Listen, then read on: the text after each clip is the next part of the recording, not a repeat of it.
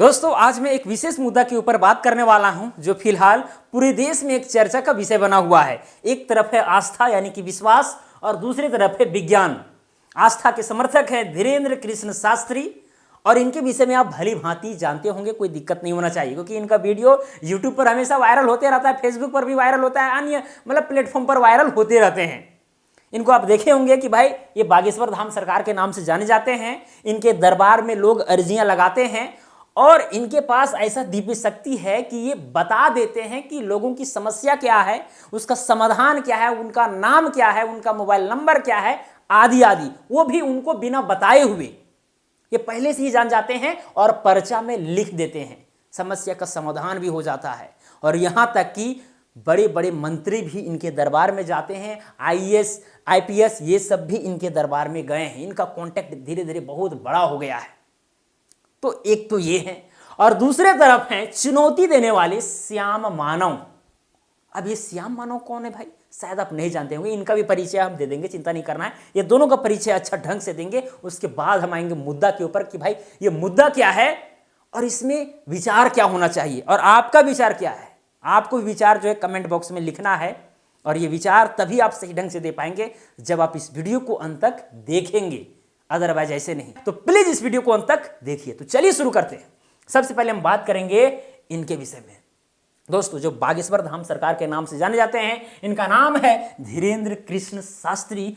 इनका उपनाम है बागेश्वर धाम महाराज। प्रसिद्ध नाम है बालाजी महाराज, बागेश्वर महाराज, धीरेन्द्र कृष्ण शास्त्री। इनका जन्म तिथि है 4 जुलाई 1996। लगभग ये 26 साल के बाबा हैं और बहुत ही कम उम्र में इतनी बड़ी उपलब्धि इन्होंने धारण की है, ये आप सोच भी नहीं सकते हैं। खैर चलिए, इनका जन्म स्थान है गढ़ा छतरपुर मध्य प्रदेश। पिता का नाम है राम कृपाल गर्ग, माता का नाम है सरोज गर्ग। भाई बहन थे, वैवाहिक स्थिति अविवाहित है। बोलचाल की भाषा बुंदेली, हिंदी, संस्कृत और अंग्रेजी है। वैसा है सनातन धर्म प्रचारक।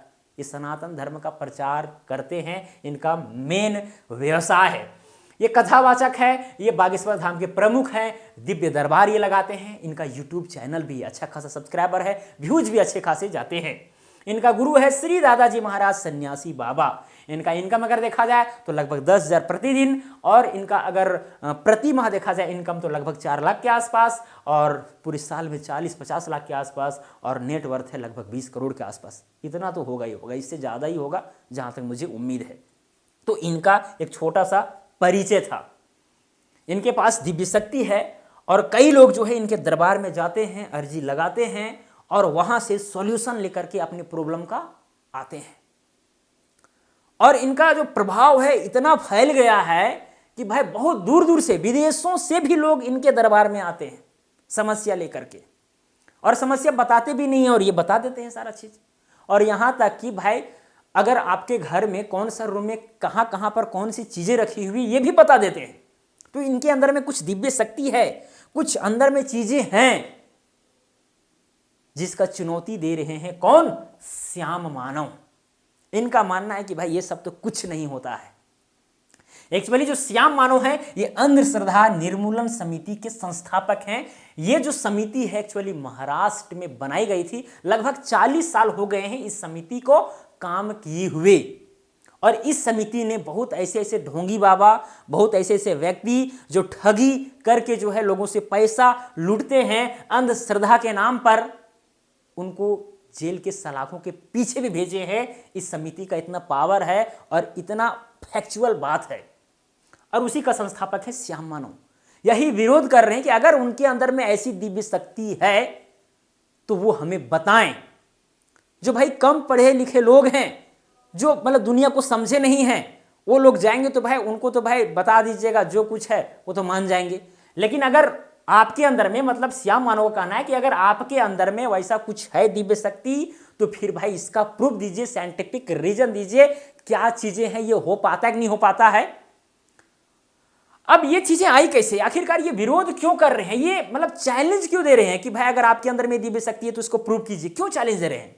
दोस्तों, मैं आपको बता दूं कि भाई बागेश्वर धाम सरकार का पूरे देश में ऐसा प्रभाव हो गया था कि भाई अलग अलग जगह में हो गया है, था छोड़ दीजिए, हो गया है, ठीक है। कई जगहों में जाकर के जो है दिव्य दरबार लगाते हैं और वहां पर कई लोग जो है बहुत भारी संख्या में, हजारों लाखों की संख्या में आते हैं और अर्जी लगाते हैं और उनका समस्या का समाधान होता है।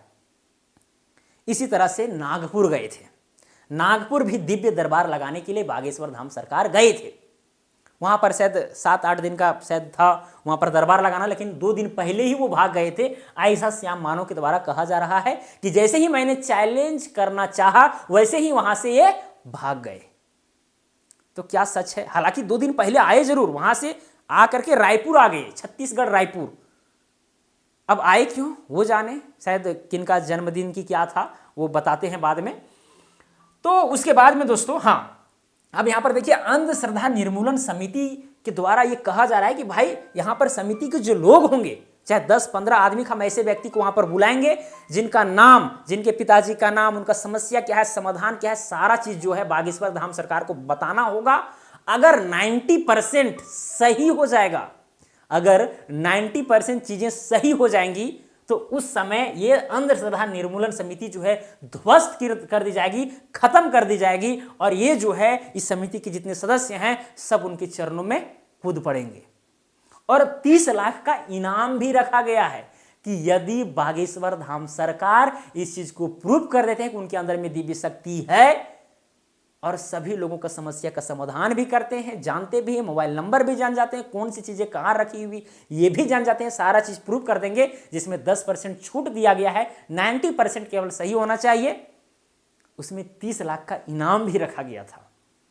लेकिन इस चुनौती को ये जो बागेश्वर धाम सरकार है ये स्वीकार नहीं किए। अब जब स्वीकार नहीं किए तो भाई इन लोग तो और चढ़ बैठेंगे। अब जब चढ़ बैठेंगे, लेकिन इनके पास पावर है। पावर क्या है? सनातन धर्म का। इनके पास बहुत सारे लोग हैं, बहुत सारे भक्त हैं जो इनके समर्थक हैं। तो इनका कहना है कि भाई छत्तीसगढ़ रायपुर में जो 20-21 तारीख को जो यहाँ पर दिव्य दरबार लग रहा है उसमें आइए आप, जो बीत गया है एक्चुअली। तो उसमें आने के लिए कहा जा रहा था श्याम मानव को, लेकिन श्याम मानव बोले थे भैया वहाँ पर आपके भक्त हैं, वहाँ पर इतने सारे लोग हैं, वहाँ पर कैसे ये चीज़ हो सकता है।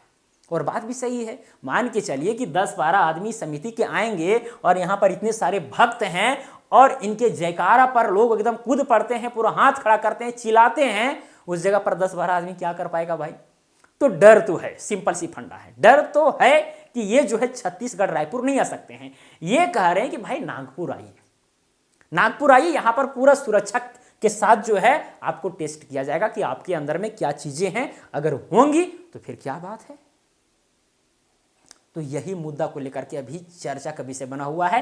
तो खैर ये नागपुर बुला रहे हैं और ये रायपुर बुला रहे हैं, तो यहाँ पर एक बीच का स्थान रखा जाना चाहिए। जहां तक मुझे लगता है कि बीच का स्थान रखा जाना चाहिए, ना नागपुर ना रायपुर, कोई ऐसा बीच का स्थान जहां पर ये भी जाएंगे, इनके समिति के लोग भी आएंगे और वहां पर 10-12 आदमी को चुना जाएगा और टेस्ट किया जाएगा कि ये बता पाते हैं या फिर नहीं बता पाते हैं, कि केवल लोगों को ठग रहे हैं, लूट रहे हैं। देखिए इनका दावा यह भी है कि भाई कई लोगों को मैंने जो है सलाखों के पीछे भेजा है, शिकायत दर्ज की है, बहुत सारी चीजें किया है, भंडाफोड़ किया है बहुत, और किया भी है, रियलिटी में है बहुत। भाई पहले आसाराम को भी लोग भगवान के रूप में मानने लगे थे, लेकिन क्या हुआ सबको पता है। तो कहीं ये चीज यहां पर भी तो नहीं है, इनका कहना है। ठीक है, देखिए हम किसी के समर्थन, सपोर्ट या विरोध में नहीं है भाई। क्या चीजें हैं वो बाद में स्पष्ट होंगी, क्या है नहीं है, लेकिन आपके अंदर में क्या राय है ये भी आपको बताना चाहिए। दोस्तों एक चीज आपको ध्यान में रखना चाहिए जीवन में। देखिए पहली बात तो ये है कि हमारे देश में सनातन धर्म होते हुए भी, हिंदू धर्म का व्यक्ति होते हुए भी ऐसे ऐसे फिलोसोफर बने हैं जो ये सबको नहीं मानते हैं। ये दिव्य शक्ति, ये सब जो है ना, जादू टोना, भूत प्रेत, ये सब कुछ नहीं मानते हैं, ये सब कुछ नहीं होता है। ऐसा भी है मान्यता हमारे धर्म में। तो यहाँ पर कुछ ऐसे फिलोसोफर है जो कहते हैं कि नहीं कुछ है। बहुत सारे फिलोसोफर कहते हैं कि भाई आत्मा नहीं है, केवल शरीर है। तो कुछ फिलोसोफर कहते हैं आत्मा और शरीर दोनों है। तो बहुत सारी कंफ्यूजन है। बड़ा बड़ा फिलोसोफर जो हैं वो अलग अलग राय दे करके गए हैं। इसीलिए आप अगर डिसीजन कर रहे हैं कि नहीं इनके अंदर में दिव्य शक्ति है, तो भैया आपको प्रूव करना होगा, आपको भी करना होगा। और अगर ये कह रहे हैं कि नहीं इनके अंदर में दिव्य शक्ति नहीं है, तो इनको भी प्रूव करना होगा। ये क्या है? सब मतलब प्रूफ। ये दुनिया अभी प्रूफ पर चल रही, सिंपल सी फंडा है। अगर ये आप मोबाइल देख रहे हैं तो साइंस के माध्यम से ही देख रहे हैं, अदरवाइज कैसी जिंदगी थी आप तो जान ही रहे हैं। साइंस के माध्यम से कितना डेवलप, इसीलिए जो है ना अभी के कई पढ़े लिखे लोग जो है ना साइंस को मानते हैं। धर्म में बहुत सारी ऐसी चीजें हैं जो लोग जो है ना धीरे धीरे छोड़ रहे हैं कि भाई ये क्या है यार, ये क्या है, मतलब मजाक बन जा रहा है, रियलिटी बता रहे हैं। जब कोपरनिकस ने यह बताया था कि जो भाई पृथ्वी है वो सूर्य के चारों ओर भ्रमण करती है, परिक्रमण करती है, तो उस समय बाइबल के जो समर्थक थे, अनुयायी थे, कितना बड़ा बवाल होता पता है ना। इस पर भी वीडियो हम बनाए हैं। देखिए, धर्म के विरुद्ध अगर कोई व्यक्ति आता है, और देखिए ये पहली बार नहीं हो रहा है, बहुत पहले हो चुका है, जैसे अभी मैं बता रहा हूं, कोपरनिकस को कितना तड़पाया गया था, कितना क्या किया गया था, आप भली भांति जानते हैं। क्योंकि भाई बाइबल में ये चीजें थी कि सूर्य जो है चक्कर लगाता है और पृथ्वी पूरा ब्रह्मांड में जो है सेंटर पर है, जबकि ऐसा तो था नहीं, पृथ्वी ही चक्कर लगाता है। अभी हम लोग जानते हैं और सारा चीज जानते हैं, तभी हम लोग मंगल ग्रह, चंद्रमा तो कहां कहां चले जा रहे हैं, सैटेलाइट को भेज रहे हैं, तो ये सब चीजें हैं। तो बहुत सारी धर्म में ऐसी सी मतलब रीतियां हैं जो शायद गलत साबित हो जाए, लेकिन अगर आप पूर्णतः गलत कहेंगे तो ये भी गलत बात है, फिर आपको साबित करना होगा ना। साबित करेंगे तो क्या दिक्कत है, कोई दिक्कत नहीं, आप कीजिए, आगे बढ़िए साइंस के फील्ड में। तो दोस्तों ये सारी चीजें थी, और मुझे उम्मीद है कि अभी भी आप तर्क तक पहुंच पाए होंगे कि भाई ये आस्था, ये विश्वास के नाम पर क्या ये एक्चुअल में ठगी कर रहे हैं, या फिर केवल ये सब जो है श्याम मानव है, या फिर इनके विज्ञान के समर्थन में जो है, क्या उन लोग सनातन धर्म विरोधी हैं, क्या उन लोग हिंदू विरोधी हैं, इसीलिए विरोध कर रहे हैं। क्योंकि यहाँ पर ये जो दरबार लगाते हैं, लाखों करोड़ों की संख्या में लोग आते हैं, तो कहीं उन संख्याओं पर तो नजर इन लोगों का नहीं है। तो सारा एंगल से आपको जांच करना है और देखना है कि क्या सच है क्या झूठ है। लेकिन मुद्दा यहाँ पर यह है, केवल इनके द्वारा ये कहा जा रहा है कि भाई हम भी यहाँ पर सनातन धर्म के हैं, हिंदू धर्म मानने वाले हैं, हम भी बहुत अच्छा पुजारी हैं, ऐसा वैसा कहा जा रहा है। जो कुछ भी है मन में, जो कुछ भी होगा, लेकिन ऐसा कहा जा रहा है। बस केवल इनके पास ये बात है कि भाई आपके पास जो दिव्य शक्ति है उसको आप प्रूफ कीजिए, और जिस दिन प्रूफ कर दीजिएगा, ये समिति हम लोग जिसके नाम पर बनाए हैं, भाई जब वो चीज़ प्रूफ ही हो जाएगा कि हम दूसरे के मन की बात जान सकते हैं, हस्तरेखा को देख करके सारा चीज़ उसका बता सकते हैं, अगर ये सारा चीज़ हो सकता है तो फिर ये समिति इन लोग क्यों बनाए हैं। तो इन लोगों का भी सवाल ठीक है। देखिए, दुनिया में ये सब चीज़ें होना जरूरी भी है, अगर ऐसा नहीं होता है तो फिर कहीं विकास नहीं होगा, कहीं विकास नहीं हो सकता है। इसीलिए ये सब कॉन्ट्राडिक्शन होगा, तभी नई नई चीजें आएंगी और आप जान पाएंगे कि भाई रियलिटी क्या है। ठीक है, तो चलिए ज़्यादा चर्चा नहीं करते हैं, वीडियो बहुत लंबा हो जाएगा और शायद बहुत सारे ये वो निकल जाएंगे, तो फिर आप कहने लगेगा कि सर आप ये हैं वो हैं। कुछ नहीं भाई, हम किसी के समर्थन और विरोध में नहीं हैं, मैं पहले बता दे रहा हूँ, आपको ये नहीं कहना है। ठीक है, हम हिंदू धर्म में हैं, ये तो 100% है, परंतु अगर यहाँ पर मुद्दा है और मैं आपके सामने पेश कर रहा हूँ तो निष्पक्ष भाव से पेश करूँगा, ये भी बात सत्य है। चलिए दोस्तों, तो मुझे उम्मीद है कि आपको सारा फंडा समझ में आ गया होगा कि क्या है मुद्दा और इस पर क्या विचार होना चाहिए। मेरा विचार तो ये है कि इसका जांच पड़ताल जरूर होना चाहिए, और क्या है सच क्या है झूठ दुनिया के सामने आना चाहिए, ताकि हमें भी हिंदू धर्म पर गर्व हो कि हाँ भाई ऐसा है रियलिटी में, और अगर नहीं है तो भाई जिस तरह से है अपना मान्यता को आगे रखेंगे या जो करना वो करेंगे, सिंपल सी फंडा है। ठीक है, तो चलिए दोस्तों, आज के लिए इतना ही, अब मिलेंगे अगला वीडियो में। जय हिंद, वंदे मातरम।